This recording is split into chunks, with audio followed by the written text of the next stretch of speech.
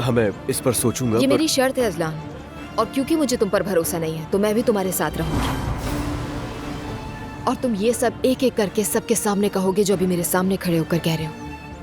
समझ गया, दुआ कह दूंगा मैं। गुड। तुम्हारे पास कल तक का वक्त है अजलान। कल तक का वक्त? क्यों, क्या हुआ अजलान? क्या मैंने तुम्हारा इंतजार नहीं किया? नहीं, वो दरअसल बिल्कुल हाँ। मुझे मजीद कुछ नहीं सुनना। मैंने अपनी बात कह दी। जो करना है वो तुम्हारे हाथ में है।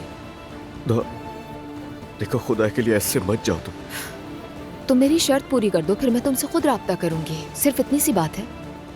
उससे पहले मुझसे बात करने की कोशिश मत करना तुम।